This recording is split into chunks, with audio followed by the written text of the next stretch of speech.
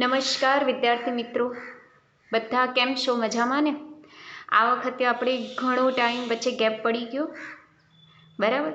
એ થોડીક પ્રોબ્લેમ થઈ હતી, એટલે પણ હવે રેગ્યુલરલી વિડીયો તમારા રોજના રોજ મૂકતી રહીશ. તમે એને નિહાળતા રહેજો અને રોજ સમજીને તૈયાર કરવાનો પ્રયત્ન કરવામાં પણ પ્રયત્ન કરજો અને મારા સહભાગી બનજો. આજે હવે આપણે ચેપ્ટર 4ની જે શરૂઆત કરી હતી ગઈ વખતે, બરાબર, જેમાં આપણે લગભગ બધા ટોપિક પૂરા કર્યા હતા. એક જ ટોપિક બાકી રહી ગયો હતો ચેપ્ટર 4ની અંદર, જે છે નિયમિત વર્તુળમય ગતિ.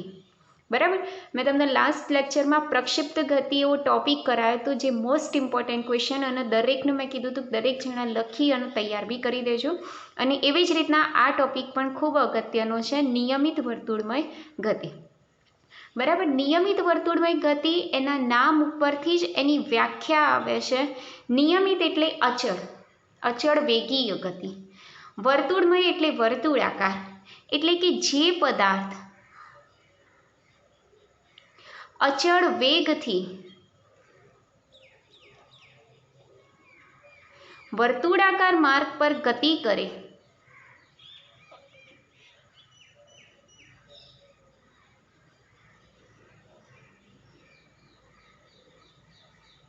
તો પદાર્થની આવી ગતિને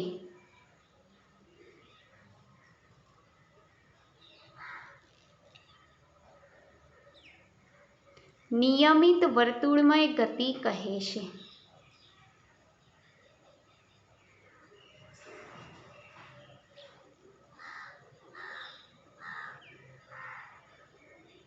એટલે જુઓ કે જે પદાર્થ અચળ વેગથી વર્તુળાકાર માર્ગ પર ગતિ કરે તો પદાર્થની આવી ગતિને આપણે શું કહીએ છીએ? નિયમિત વર્તુળમય ગતિ. બરાબર, તો એના માટે આપણે એક વર્તુળાકાર માર્ગ બતાવવો પડશે.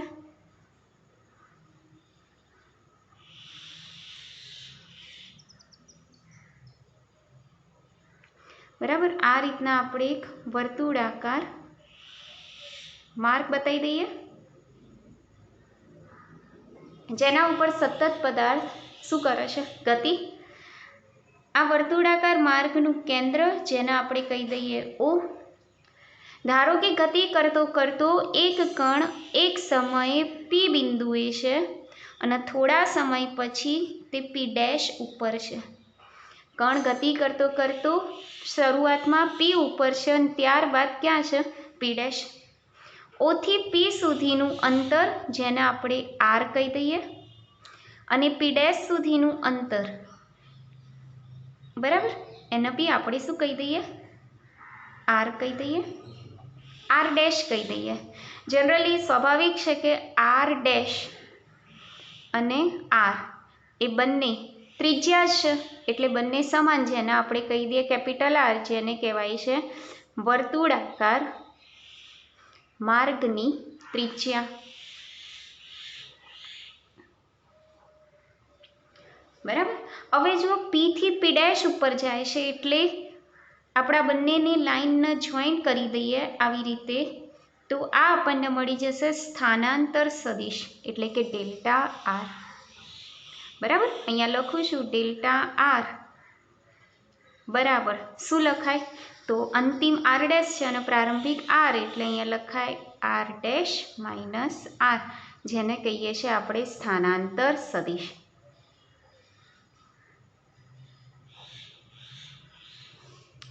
ખ્યાલ આવી ગયો? બરાબર, હવે જ્યારે બિંદુ P ઉપર હોય છે ત્યારે એ ગતિ કરતો હોય તો એની પાસે શું હોય? વેગ હોય. બરાબર, P ઉપર પણ ગતિ કરે છે અને P' ઉપર પણ ગતિ કરે છે, એટલે કે આ બંને બિંદુ પાસે એની પાસે ચોક્કસ શું હશે? વેગ. વેગ હંમેશા સ્પર્શકની દિશામાં હોય છે. ધોરણ 10માં આપણે સ્પર્શક વિશે બી તમે જોઈને આવ્યા છો. તો સ્પર્શક કંઈક આવી રીતના આ દિશામાં ગતિ કરે, એટલે સ્પર્શક કંઈક આ દિશામાં હોય. તો આ સ્પર્શકની દિશામાં કણનો વેગ છે. અહીંયા R વડે બતાવ્યું, એટલે આના વેગને આપણે શેના વડે બતાવીશું? V વડે બતાવીશું. એવી જ રીતના P' ઉપર જઈએ તો અહીંયા બી તો એનો વેગ હોય, જેને આપણે શેના વડે બતાવીશું? V' વડે બતાવીશું. ખ્યાલ આવી ગયો? એટલે અહીંયા બે કણ પાસે બે વેગ બતાવી દીધા, અને વેગની દિશા હંમેશા ક્યાં હોય? સ્પર્શકની દિશામાં. હવે જો O બિંદુમાંથી આપણે એક દુભાગતી લાઈન કાઢી દઈએ છીએ આ રીતના, દેખાય છે? આ દુભાગતી લાઈન ઉપર આપણે સદિશોના સરવાળાની રીતનો ઉપયોગ કરી અને વેગ સદિશ માટે એક ત્રિકોણ તૈયાર કરીશું. તો જુઓ, વીની દિશા આમ છે, આ બિંદુ પી છે, એટલે અહીંયા આપણે લખી કાઢીએ છીએ બિંદુ પી. બરાબર, અહીંયા પી લખી કાઢ્યું. એમાંથી વી દિશા આમ જાય છે, એટલે આપણે બતાવી દઈએ છીએ આ રીતના વી. ચલો, પી ડેશ માટે વી ડેશ આ બાજુ જાય છે, એટલે આને આપણે બતાવી દઈએ છીએ આ રીતના, આને આપણે કહી દઈશું વી ડેશ. બરાબર, અને આ જે વીમાંથી વી ડેશ ઉપર જાય છે, એટલે સ્થાન વેગમાં થતો ફેરફાર ડેલ્ટા વી આ રીતના બતાવાય, કારણ કે વીમાંથી વી ડેશ તરફ જાય છે, એટલે વેગમાં થતો ફેરફાર ડેલ્ટા વી કેન્દ્ર તરફની દિશામાં દર્શાવવામાં આવે છે. એટલે ડેલ્ટા વી શું છે? તો અહીંયા લખું છું, ડેલ્ટા વી બરાબર વેગમાં થતો ફેરફાર.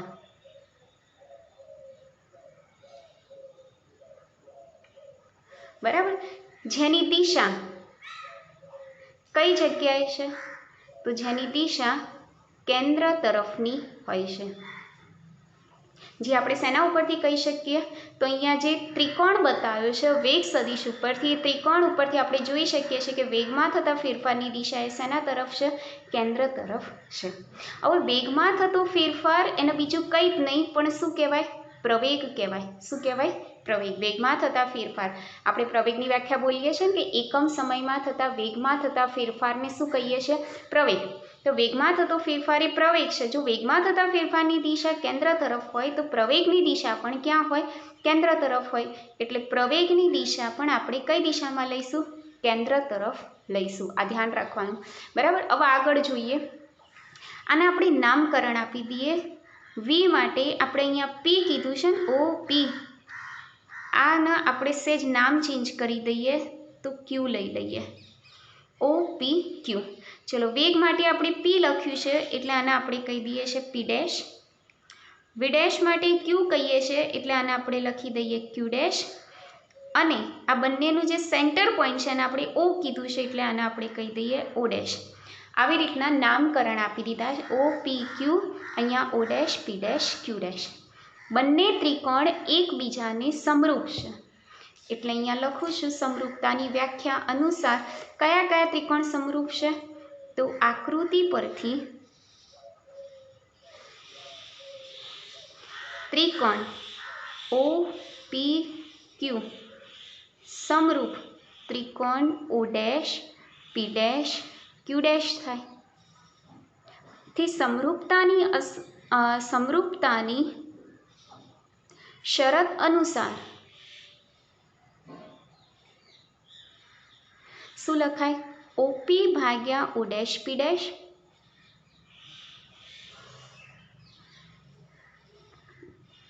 બરાબર પી ક્યુ ભાગ્યા પી ડેશ ક્યુ ડેશ.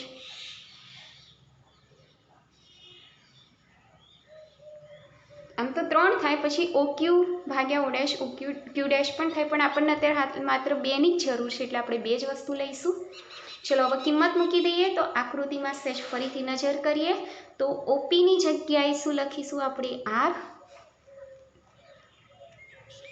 ઓ ડેશ પી ડેશ દેખાય છે, ઓ ડેશ પી ડેશની જગ્યાએ શું લખીશું આપણે? વી. પીક્યુની જગ્યાએ દેખાય છે, પીક્યુ બરાબર શું છે? Delta R. અને પી ડેશ ક્યુ ડેશ એની જગ્યાએ આપણે શું લખીશું? Delta V. બરાબર, આ રીતના આપણે લખી કાઢ્યું.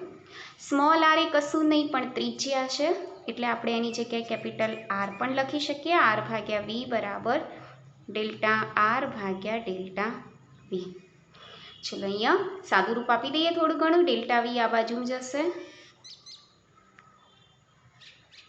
ડેલ્ટા આર આ બાજુમાં આવ્યા, વી ઉપર આવશે અને કેપિટલ આર નીચે લઈ લઈએ.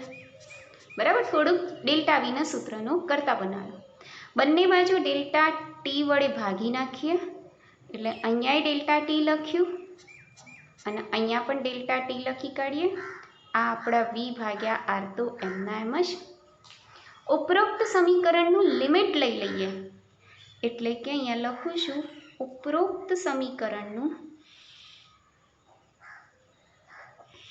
Limit delta T tend to 0 લેતા, એટલે સૂક્ષ્મ લઈ લેવાનું, સૂક્ષ્મ સમયગાળો લઈ લઈએ તો ડેલ્ટાની જગ્યાએ ડી થઈ જશે, એટલે અહીંયા થઈ જશે dv/dt બરાબર આની જગ્યાએ થઈ જશે dr/dt અને v/r એમના એમ. ખ્યાલ આવી ગયો? આ સ્ટેપમાંથી આપણે આ સ્ટેપ ઉપર આવ્યા. ચલો આ જે dv/dt છે એને બીજું કશું જ ના કહેવાય, અહીંયા લખું છું dv/dt એટલે વેગનું સમયની સાપેક્ષે એક વખત વિકલન, જેને આપણે પ્રવેગ કહીશું. dr/dt છે એટલે કે સ્થાનનું સમયની સાપેક્ષે એક વખત વિકલન, જેને આપણે વેગ કહીશું. તો dv/dt ની જગ્યાએ a મૂકી દઈએ, dr/dt ની જગ્યાએ v મૂકી દઈએ અને v/r તો એમના એમ જ છે, એટલે a બરાબર સૂત્ર મળ્યું આપણને v²/r. તો આ આપણને મળી ગયું પ્રવેગનું સૂત્ર. બરાબર. અહીંયા મેં તમને અગાઉ જણાવ્યા તે મુજબ જો સહેજ નજર કરી દઈએ કે વેગમાં થતા ફેરફારને શું કીધું? પ્રવેગ. જેની દિશા શેના તરફ છે? કેન્દ્ર તરફ. આથી આવા પ્રવેગને કેન્દ્રગામી પ્રવેગ કહે છે. આવા પ્રવેગને આપણે શું, અહીંયા થોડુંક લખાણ લખવું પડશે કે અહીંયા પ્રવેગની દિશા ક્યાં છે? કેન્દ્ર તરફ હોવાથી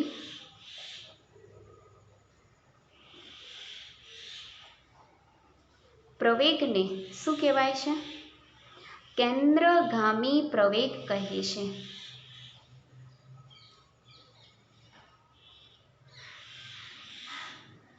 જેને અંગ્રેજીમાં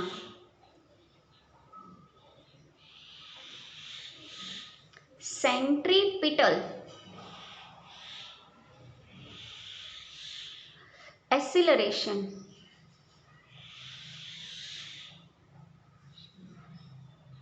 કહે છે, જે ગ્રીક શબ્દ ઉપરથી આવેલ છે.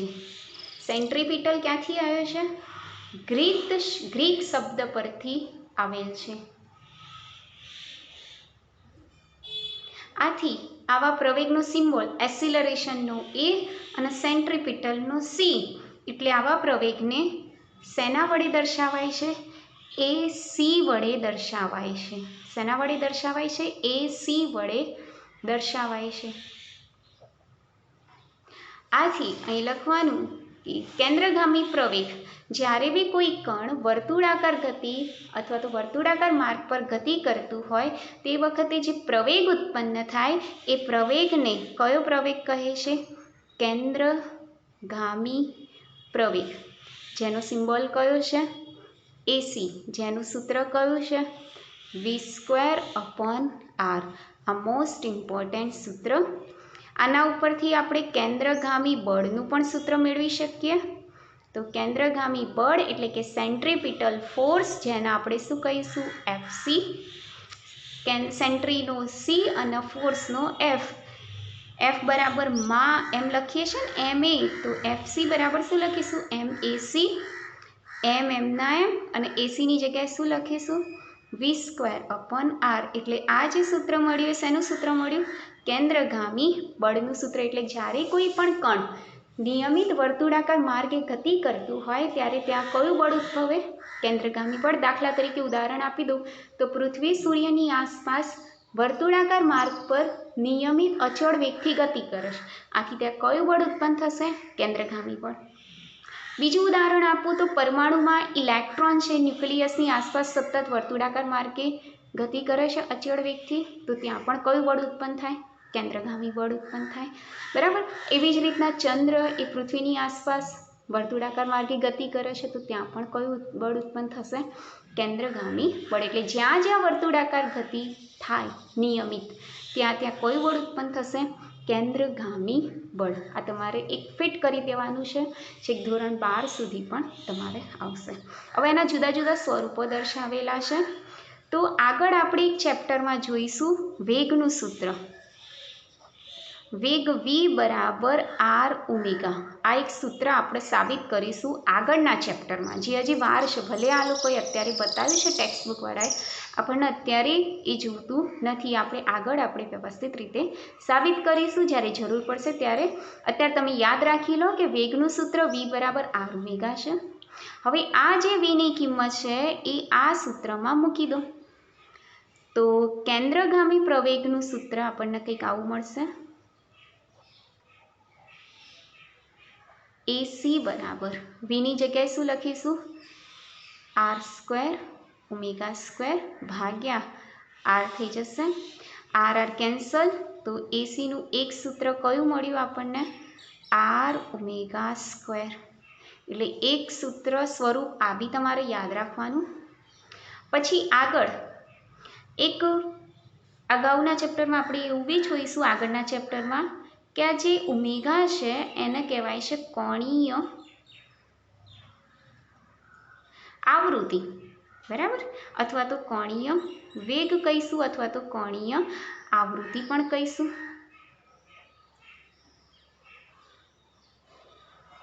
બરાબર, જેનું સૂત્ર આપણે ડિરાઈવ કરીશું 2π ન્યુ. ન્યુ એટલે આવૃત્તિ, બરાબર?